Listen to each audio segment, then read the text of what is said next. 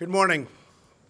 Moments ago, the numbers for America's economic growth, or GDP, were just released.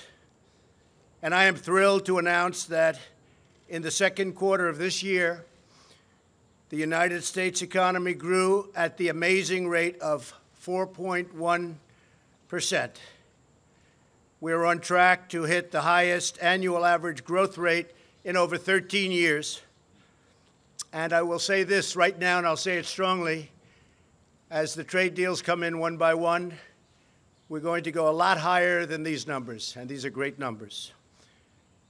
During each of the two previous administrations, we averaged just over 1.8% GDP growth.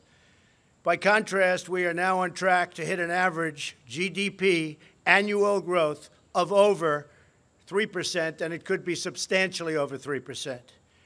Each point, by the way, means approximately $3 trillion and 10 million jobs. Think of that. Each point, you go up 1 point.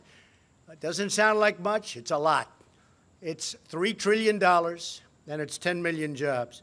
If economic growth continues at this pace, the United States economy will double in size more than 10 years faster than it would have under either President Bush or President Obama.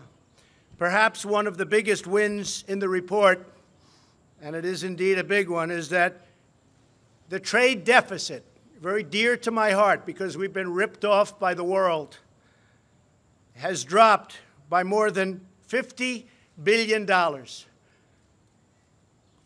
billion to be exact. It's dropped by more than 50. Think of that. The trade deficit has dropped by more than $50 billion. And that's added and adding 1 point to GDP. That's a tremendous drop. We haven't had a drop like that in a long time. You have to go back a long time before you find it. By increasing growth to 3% over the next 10 years, that would mean 12 million new American jobs and $10 trillion of new American wealth, at least. And that's not including the fact that since I was elected, we've created approximately $7 trillion of new wealth. The year before I came into office, private business investment grew at only 1.8%. Last year, it jumped to 6.3%. That was my first full year. We had to do a lot of things to get it to grow. And this year, it's growing at 9.4%. So that's a very tremendous increase. There hasn't been an increase like that in many, many years, decades. And I think the most important thing, and Larry Kudlow just confirmed to me along with Kevin Hassert, that these numbers are very, very sustainable. This isn't a one-time shot. I happen to think we're going to do extraordinarily well in our next report, next quarter. I think it's going to be outstanding. I won't go too strong because then if it's not quite as good, you'll not let me forget it. But I think the numbers are going to be outstanding. We've accomplished an economic turnaround of historic proportions. When I came into office, 1.5 million fewer prime-age Americans were working than 8 years before.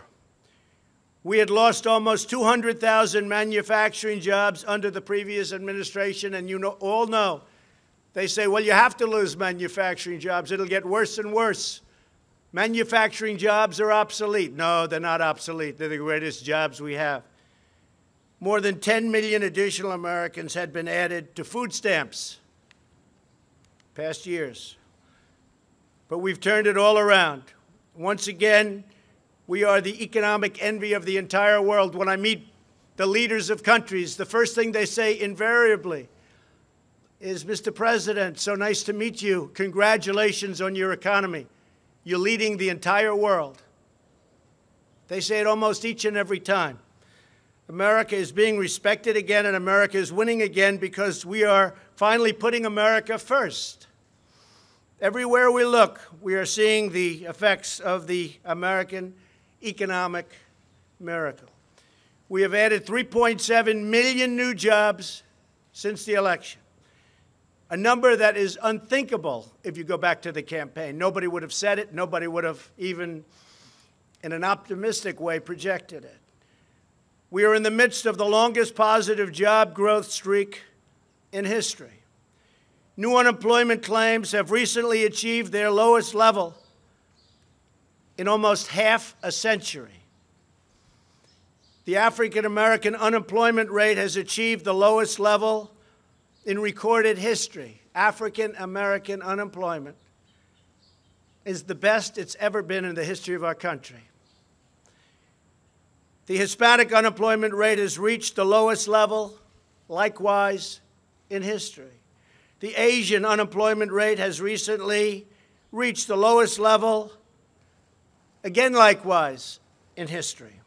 Women unemployment rate recently reached the lowest level in 65 years, and soon that will be in history. Give it another 2 or 3 weeks. Veterans unemployment is at its lowest level in 18 years, and that number is rapidly going up, on top of which we just received and won from Congress choice, where veterans can go out and see a doctor if they can't get service, the service that they deserve. Unemployment for disabled Americans has hit a record low, lowest in history. More than 3.5 million Americans have been lifted off food stamps, something that you haven't seen in decades. 3.5 million Americans have been lifted off food stamps. That's because they were able to go out and get a job, and they're going to love their jobs. 95% of American manufacturers are optimistic about their company's outlook, and that's the highest level also in history, and that's an old survey, been around a long time. Manufacturing wages are expected to rise at the fastest rate in over 17 years. Business and consumer confidence has reached historic highs. So far this year, American exports are up nearly 20%. I've only been here a little more than a year and a half. Over the same period in the year before I took office, we've become a net exporter of natural gas for the first time since 1957. We've gotten rid of tremendous amounts of regulations, which allows us to do things. And we still have tremendous regulations on clean air, clean water, the environment. It's very important to me, very important to everybody. But we had unnecessary regulations that were hurting our economy and hurting our country. We have eliminated a record number of job-killing regulations. And with the help of Republicans in Congress, we passed, without one Democrat vote, the biggest tax cuts and reform in our history. And as you know, the Democrats want to end that and raise everybody's taxes. That will be a disaster for our economy. As a result, more than 6 million Americans are now enjoying new bonuses, better jobs, and far bigger paychecks.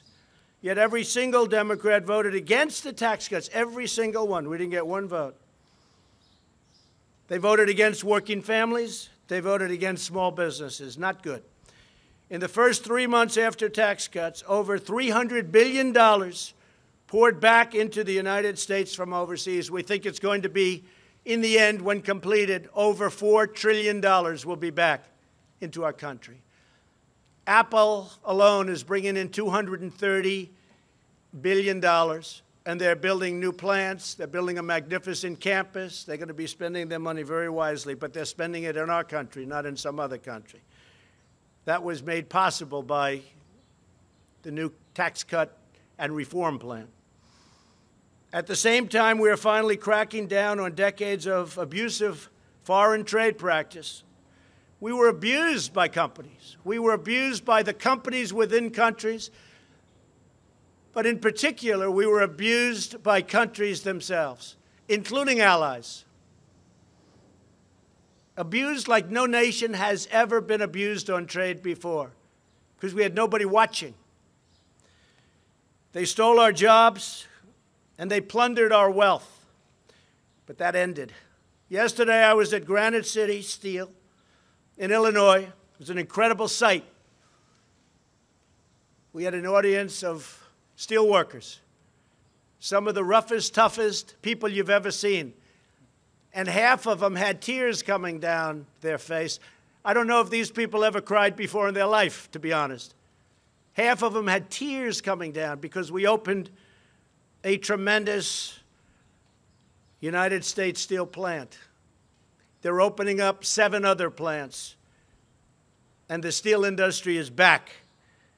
They're open for business, and we need the steel industry. And the tariffs did it.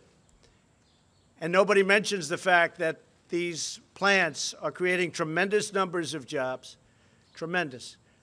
And billions of dollars are pouring into the United States coffers, billions of dollars. But we're getting jobs, we're getting money coming in, we're respected, and eventually the steel prices will really start to go down because all of these new plants are going to be competing against each other. But we won't have foreign countries dumping, that's the word they use, dumping, steel all over the place and destroying our factories, destroying our plants, destroying our companies, and destroying our jobs. Since I was elected, we've added 400,000 new manufacturing jobs. Remember, that was the obsolete deal. Obsolete. I used to say, why is it obsolete? We have to make things. Manufacturing jobs are among our best jobs, and we're just getting started. We've also liberated millions of Americans from the crushing burdens of Obamacare. The cruel individual mandate penalty is gone. That's where you pay a lot of money for the privilege of not having to buy bad health care and pay for it. It's gone. Nobody thought we could get rid of it. That was the most unpopular provision by far, probably on anything, but certainly in Obamacare. And Obamacare is now on its last legs, fortunately. And through associated health plans, we're giving Americans the ability, just opened, millions of people going to be signing up, millions and millions. We're giving Americans the ability to join together to purchase much better and more affordable health care and health insurance, including bidding across state lines. So all of the insurance companies are going wild. They want to get it. You're going to have great health care at a much lower price. It will cost the United States nothing. Nothing. Think of that. It will cost us nothing. And that's Secretary Acosta. Secretary Azar is coming out with another health care plan, somewhat different. Result the same, much less expensive health care at a much lower price. Will cost our country nothing. We're finally taking care of our people.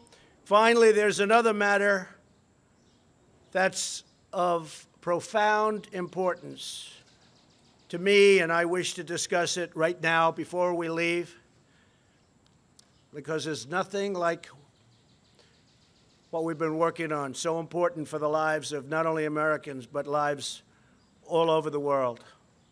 At this moment, a plane is carrying the remains of some great fallen heroes from America back from the Korean War. They're coming back to the United States. Mike Pence, our wonderful vice president, will be there to greet the families and the remains. And I want to thank Chairman Kim for keeping his word. We have many others coming, but I want to thank Chairman Kim in front of the media for fulfilling a promise that he made to me, and I'm sure that he will continue to fulfill that promise as they search and search and search. These incredible American heroes will soon lay at rest on sacred American soil. Even during the campaign, people would come up to me. It's a long time ago, many decades ago. Oftentimes they were older. In some cases, they were younger, great-grandfathers. My great-grandfather, my grandfather, my father. They asked if I could do something about it. I'd look at them and say, we don't get along too well with that country. They said, whatever you could do. And it's something that was very important to me. Many people have asked that. I've asked the Vice President and others to just pay a special tribute, and they will do that. So we honor the sacred memory of every incredible American patriot who fought and died in that war. In everything we do and every action we take, we are fighting for loyal, hardworking, patriotic citizens of our blessed nation. We're making our country great again. We're respected again all over the world. Our military will soon be stronger than it's ever been by far. That in itself will produce thousands and thousands of jobs. Nobody makes equipment like we do. Nobody. Whether it's planes or missiles or any form of military equipment, we make the best in the world by far. We're making it possible for our allies to buy that equipment quickly, where they don't have to wait for 2-year approvals and more. We're doing great. And I'm very honored to see that 4.1 number. Perhaps I'm even more honored to see that deficit shrink, the trade deficit shrink so much. With that, I'd like to ask Kevin Hassett, Chairman of the Council of Economic Advisors, and my very good friend, Larry Kudlow, if they could both step forward and say a few words. Thank you all very much. It's a great day.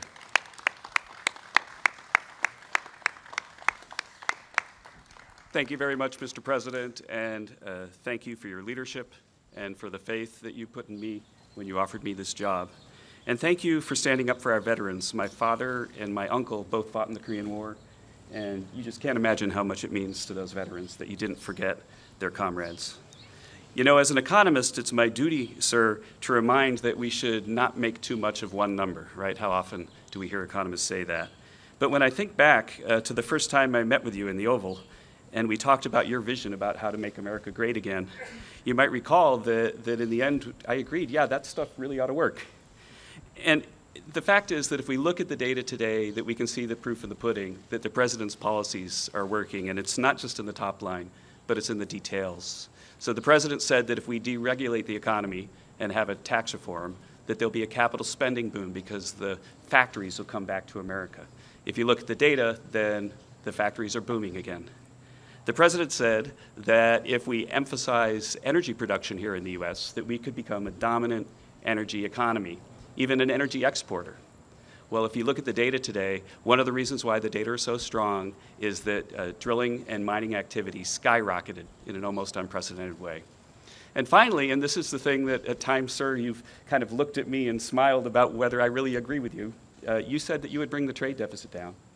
And you have. The $50 billion reduction in the trade deficit proves that if you stand up for America's workers and let our allies know that deals that aren't reciprocal are unacceptable, then you can make a lot of progress. And so thank you very much for your leadership, sir, and for your faith in me. Thank you, Kevin. Great job. Thank you. Thank you, sir. Thank you, sir. It's a little warm out here, so I'll be as quick as I can. I want to reiterate what the President said and my pal Kevin Hassett. Look, we've had a pro-growth agenda. It has been in place for a short while. It is already beginning to work. Low tax rates, rollback of regulations, unleashing energy and trade reform to fix a broken world trading system. I just want to note in the numbers, and this is becoming a trend, business investment is booming.